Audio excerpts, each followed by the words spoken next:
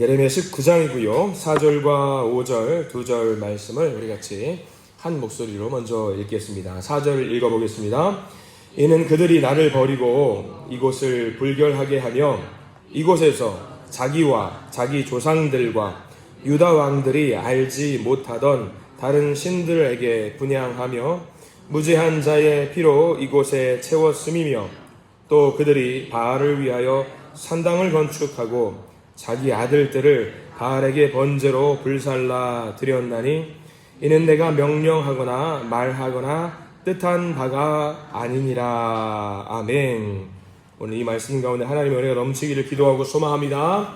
우리 기도하는 마음으로 먼저 고백합니다. 하나님과 동행하겠습니다. 아멘. 우리 옆 사람 축복하면서 하나님과 동행하십시오. 할렐루야. 하나님과 동행하는 날 되시길 바랍니다. 예레미야 19장 말씀을 보게 되면 먼저 제목을 우리가 봐야 되겠지요. 제목을 보면 표제어가 이렇게 나와 있습니다. 깨진 옹기라고 나와 있어요. 의미심장하죠. 뭔가 깨져 있다라는 이야기인데 그 이유를 우리가 조금 하나씩 좀 살펴보아야 될 것 같습니다. 어제 같은 경우는 18장의 토기장이의 이야기를 통해서 하나님이 우리 그 백성들에게 가르침을 주시려고 했던 그 하나님의 마음을 우리가 헤아렸습니다. 토기장이는 진흙을 마음대로 만들 수가 있어요. 마음대로. 만약에 토기장의 손에서 그 진흙이 터진다라고 할지라도, 잘못 어그러진다라고 할지라도 하나님께서 그 토기장이께서 자기의 뜻대로 다시 짓이겨서 예쁘게 만드시는 하나님의 모습을 우리가 보았어요. 이게 사실 은혜의 말씀이기도 하지만 예레미야에 관해서는 이게 꼭 은혜가 될 수 없는 부분들이 있다라고 말씀을 드렸지요. 왜냐하면 다른 성경에 나와 있는, 성경의 다른 부분에 나와 있는 토기장의 비유 같은 경우는 하나님께서 만드시고 예쁘게 가꾸시고 다듬으신다라는 이야기들이 주가 된다라고 한다면은 예레미야서에서 나와 있는 토기장의 비유는요, 오히려 더 심판, 부숴버리고 깰 수 있고 그런 하나님의 의지가 담겨 있는 말씀이거든요. 하나님이 마음에 들지 않으면은요, 과감하게 하나님께서 깨어버리신다라는 이야기가 예레미야 말씀에 담겨 있는 겁니다. 그래서 우리가 이 예레미야 말씀을 18장이나 19장이 토기장의 이야기를 보면서 무슨 생각을 해야 되느냐, 내가 과연 하나님이 보시기에, 하나님이 사용하시기에 좋은 진흙이 될 수 있을 것인가, 내가 과연 괜찮은 진흙이 될 수 있을 것인가, 내가 과연 하나님께 기쁨을 올려드릴 수 있는 그런 진흙이 될 수 있는 것인가, 우리 스스로를 돌아봐야 된다라고 말씀을 드렸습니다. 혹이라도 하나님께서 막 진흙을 옹기를 만드시려다가 야 이건 도저히 못 써먹겠다 라고 하면서 하나님께서 버리실 수도 있다는 것을 우리가 좀 알아야 돼요. 그게 중요합니다. 그래서 오늘 하나님의 심판, 그렇게 깨부실 수 있는 하나님 앞에 서 있는 그 백성들에게 오늘 말씀을 주시는데, 오늘은 어떤 메시지가 담겨 있을까 좀 볼 필요가 있겠습니다. 자, 1절 말씀을 우리가 돌아가 볼까요? 1절에 이렇게 기록이 되어 있어요. 1절과 2절 두 절 말씀을 같이 읽어봐야 돼요. 1절과 2절 말씀을 같이 읽어봅니다. 여호와께서 이와 같이 말씀하시되 가서 토기장이의 옹기를 사고 백성의 어른들과 제사장의 어른 몇 사람과 하시드 문 어기 곁에 있는 흰놈의 아들의 골짜기로 가서 거기에서 내가 내게 이른 말을 선포하여 라고 나와 있어요. 뭔가 하나님께서 예레미야 선지자를 통해서 뭔가 행동을 취하라고 이야기를 하고 있습니다. 근데 지금 예레미야를 통해서 두 가지 명령을 주시죠. 첫 번째는 토기장이 옹기를 사야 돼요. 먼저 토기장의 옹기, 이 토기장의 옹기는 이제 이스라엘 백성들을 상징하는 겁니다. 이 옹기를 사서 어디로 가라고 말씀하고 있냐면 흰놈의 아들의 골짜기로 가라고 말씀을 하셨어요. 성경마다 조금 의미는 담겨 있을 것 같습니다. 그 하시드 문이라고 나와 있는 2절 처음에 나와 있는 하시드 문이라고 하는 것은요, 그 토기장이들이 작업하는 그 공간 입구를 말해요. 문입니다. 그 토기장이들의 어떤 모여서 그 작업을 하는 그 입구를 말하는 것이 하시드 문이라는 것이고요. 거기는 이제 크게 의미가 없습니다만 그 뒤에 흰놈의 골짜기가 굉장히 중요한 의미가 담겨 있어요. 이 흰놈의 골짜기로 가라고 하셨으니까, 하나님이 명령을 주셨으니까 의미가 담겨 있겠죠. 흰놈의 골짜기 어떤 곳이냐? 당시에는 몰렉이라고 하는 이방 신이 있었어요. 이스라엘 백성들이 섬기고 있었던 우상들 중에 하나가 몰렉이라는 신이 있었어요. 근데 여러분들 그 사사기라든가 뭐 열왕기라든가 사무엘 말씀을 쭉 우리가 묵상하면서 혹시라도 들어보신 분들 계실 겁니다만, 몰렉이라고 하는 신은요, 그 암몬이라는 민족이 섬기고 있었던 신이거든요. 근데 특징이 있어요. 이 암몬이 믿고 있는 몰렉의 신은 제사 방법이 독특해요.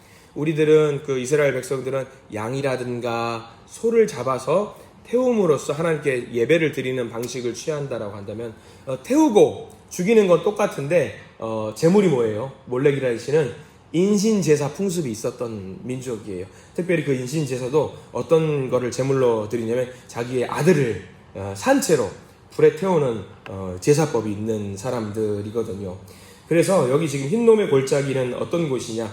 그 인신제사를 하고 있는 곳이었어요. 그러니까 우상숭배하고 있는 사람들이 모여서 예배를 자기들 딴에는 하는 방식을 취하는 곳이 바로 이 흰놈의 골짜기라고 하는 곳이에요. 그것을 우리가 좀 알고 이 말씀을 우리가 접근을 할 필요가 있어요. 굉장히 안타깝지요. 하나님을 믿는 민족이 하나님을 섬겨야 될 텐데 하나님을 섬기지 않고 인신제사를 하고 있는 끔찍한 일을 자행하고 있는 곳이 바로 흰놈의 골짜기라고 하는 것이지요. 사람이 자기 복을 받겠다라고 제물을 하나님께 제물을 그들의 신에게 드리는데 자기 살겠다고 자기 아들을 제물로 바치는 그런 우상 숭배의 자리, 거기로 가서 예레미야 선지를 통해서 거기로 가서 지금 말씀을 선포하라고 하는 거죠. 자, 그러면 좋은 말씀을 선포할 수가 없겠죠. 하나님 심판의 메시지가 당연히 선포되어야 되겠죠. 그 말씀이 3절 말씀부터 시작되는 말씀이에요. 자, 우리가 그것을 알고 우리가 3절 말씀을 한번 읽어볼까요? 3절입니다. 말하기를 너희 유다 왕들과 예루살렘 주민아 여호와의 말씀을 들으라. 만군의 여호와 이스라엘의 하나님이 이같이 말씀하시되 보라 내가 이곳에 재앙을 내릴 것이라. 그것을 듣는 모든 자의 귀가 떨리니. 자, 거기 제일 끝자락에 밑줄을 그으시기 바랍니다. 내가 이곳에 재앙을 내릴 것이라. 그것을 듣는 모든 자의 귀가 떨리니. 우상 숭배하는 모든 자들의 귀에 들릴지어다. 들리게 하나님께서 지금 예레미야에게 명령을 내리시는 거예요. 재앙을 내리실 거라. 재앙을. 우상을 숭배하는 모든 그 자리에 하나님께서 가만두지 않으실 것이라고 반드시 벌을 내리실 것인데 그냥 벌이 아니에요. 재앙 수준의 벌을 하나님께서 내리실 것이라고 이야기를 하고 있고요. 이제 그 이유에 대해서 4절과 5절 설명을 하고 있습니다. 4절은 제가 빨리 한번 읽어볼게요. 눈으로 한번 따라오시기 바랍니다. 4절입니다. 같이 읽으셔도 좋아요. 이는 그들이 나를 버리고 이곳을 불결하게 하며 이곳에서 자기와 자기 조상들과 유다 왕들이 알지 못하던 다른 신들에게 분향하며 무지한 자의 피로 이곳에 세웠음이며. 우상 숭배했다는 모습이 4절 제 끝에 나와 있어요. 다른 신들에게 분향하며. 자, 거기도 밑줄을 해주시고요. 그 뒤에 사람을 제물로 그들이 이제 바쳤다라는 내용이 무죄한 자의 피로 이곳에 채웠음이며. 그 아들들이 무슨 잘못이 있겠어요? 뭘 알겠어요? 근데 그들을 제물로 올렸다라는 이야기지요. 끔찍한 백성들의 어떤 잘못된 모습을 자행하고 있어요. 이 모습을 사실 상상할 수나 있겠습니까? 자기 살겠다고 아들을 자기가 믿는 신에게 바친다니요. 사람이 어디까지 악해질 수 있는지 보여주고 있는 내용입니다.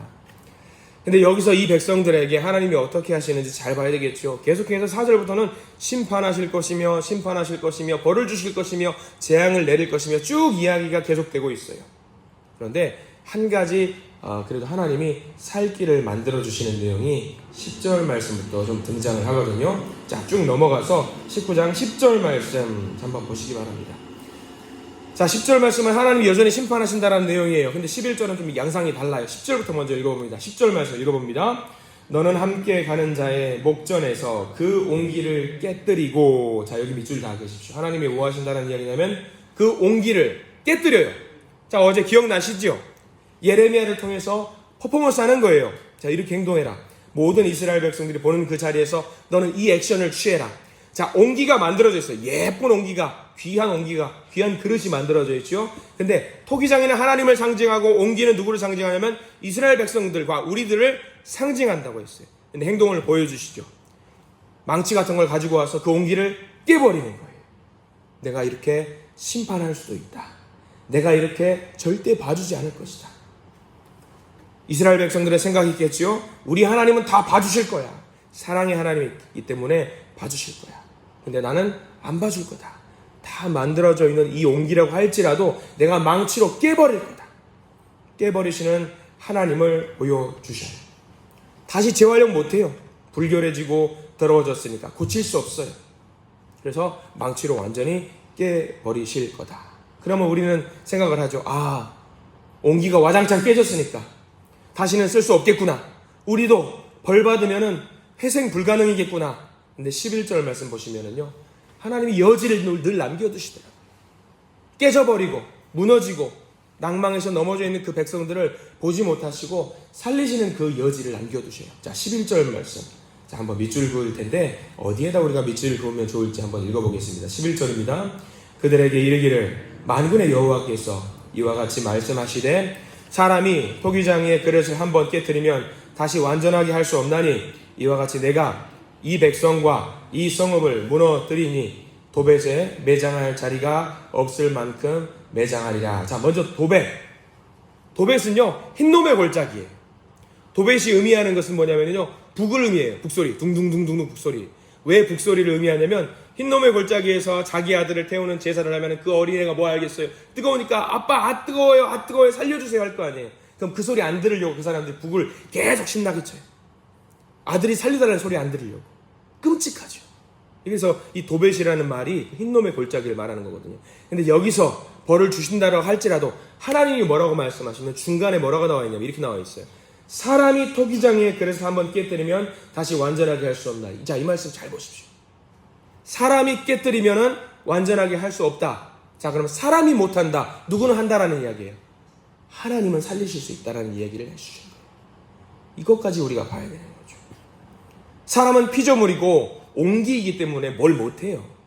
근데 사람은 못할지라도 토기장이 되신 하나님은요, 깨져있는 그 그릇을 다시 짓이기고 다시 모아서 다시 망치로 다 잘게 부셔서 다시 진흙으로 만드셔서 다른 연기를 만드실 수 있는 하나님이 바로 토기장이거든요. 사람은 못하더라도 하나님은 하신다라고 하는 귀한 내용이 담겨있는 것이 11절 말씀입니다. 우리가 가진 아픔도 하나님이 다 부셔버려서 다시 고치실 수 있고요. 우리가 가진 슬픔도 고치실 수 있고요. 내 안에 죄, 범죄하는 것들, 잘못하는 것들, 모든 것들 다 망치로 깨부시고 난 다음에 다시 그것을 짓이기셔서 토기장이가 되셔서 다시 한번 그것을 예쁘게 만드신다. 사람은 못할지라도 하나님은 하신다라는 귀한 말씀이 오늘 19장 말씀에 기록이 되어 있다라는 거예요. 우리가 뭘 해야 되겠어요? 우리는 못한다. 너희들은 못한다. 그거예요. 너희들이 살 수 있는 길은 하나님에게만 있다라는 것을 제발 좀 믿었으면 좋겠다. 순종하면 된다라는 말씀이지요. 여기 11절 말씀은 절대적인 주권이 우리 하나님에게 담겨 있음을 말하는 것이기도 하지만 한편으로는요, 하나님께서 심판해 버리신다라는 내용도 같이 담겨 있어요. 살리시기도 하겠지만 순종하지 않는 자는 완전히 깨서 못 살리게 만드신다라는 내용이지요.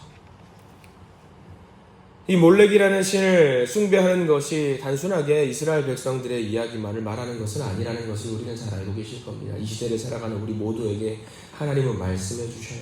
하나님을 섬겨야 될 텐데 세상에 있는 명예를 섬긴다든가 어떤 재물을 섬긴다든가 다른 모든 것을 섬기는 그 믿는 자라고 하는 사람들을 향해서 주시는 말씀입니다. 심지어 그 심판이 어느 정도 심하냐? 11절 제일 끝에는 뭐라고 나와 있냐면 도벳에 매장할 자리가 없을 만큼 매장하리라. 굉장히 끔찍한 심판의 말씀이에요. 자, 이 메시지 앞에서 우리가 어느 자리에 서 있어야 될지 한번 생각을 꼭 해보시기 바랍니다. 심판의 메시지이기도 하고요, 동시에 회복의 메시지이기도 합니다.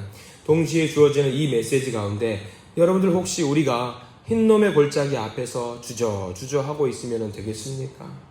이 도벳 앞에서 우리가 주저하면서 들어가야 되나 말아야 되나 고민하고 있으면 되겠습니까? 아니에요. 하나님이 아닌 그 우상을 숭배하는 자리에 서 계시는 일이 없기를 축원합니다. 오로지 하나님 한 분 앞에서만 서 있으시기 바랍니다. 내 자신의 유익과 만족을 위해서 누군가를 희생하는 그런 자리에는 눈길도 주지 마십시오. 오로지 차라리 우리가 희생하는 한이 있더라도 우리가 그 우상을 숭배하는 그 자리, 세상을 숭배하는 그 자리에 서지 마시기를 축원합니다. 우리를 살리시려고 도벳이라는 곳에 우리가 서 있을 때에, 흰놈의 골짜기 앞에 우리가 서 있을 때에 우리를 빼내 주시려고 예수 그리스도께서 십자가에 달리셨던 모습을 잘 생각해 보시기 바랍니다. 우리는 그 자리에서 못 나와요. 못 나오는 그 자리예요. 내 힘으로 나올 수 없는 것을 하나님이 아시고 우리 가운데 예수님을 보내주셨던 그 모습을 기억하시기를 바랍니다. 그 하나님을 생각하시면서, 그 하나님의 희생을 생각하시면서, 토기장이 되신 그 하나님을 생각하시면서, 하나님이 역사하시면 불가능이 없고 우리를 살리신다라는 것을 아멘으로 고백하며 화답하는 우리 모두가 되기를 소망합니다. 그 멸망 속에 있었던 우리를 살리셨던, 그리고 지금도 살리고 계시는 하나님의 사랑을 마음껏 누리는 복된 하루가 되시기를 이 시간 간절히 축원합니다. 기도하겠습니다. 사랑의 하나님, 감사합니다. 예레미야의 말씀을 통해서 우리가 주저하고 있는 그 모습 속에 회개할 수 있도록 길을 인도해 주심에 감사를 드립니다. 토기장의 손에 있는 진흙처럼 우리의 삶도 주님의 손에 있습니다. 우리가 교만해서 하나님보다 다른 것을 더 사랑하거나 나의 욕심과 만족을 위해서 누군가를 희생시키는 그런 삶을 살지 않도록 주님 저희를 인도해 주시옵소서. 언제나 허락하신 이 말씀 앞에 우리 자신을 돌아보고 하나님께서 기뻐하시는 그 깨끗한 그릇으로 빚어질 수 있도록 하나님 저희들을 만들어 주시옵소서. 혹시 우리의 삶 가운데 깨어지고 무너진 부분이 있다 할지라도 사람은 할 수 없지만 하나님은 하실 수 있음을 믿습니다. 우리의 상처를 회복시키시고 우리의 죄를 씻으시고 다시금 주님께서 쓰시기에 합당한 그 그릇으로 우리를 귀하게 빚어 주시옵소서. 오늘도 우리를 붙드시고 인도하실 주님을 신뢰하며 모든 영광을 하나님께만 올려드립니다. 예수 그리스도 이름으로 간절히 축원합니다.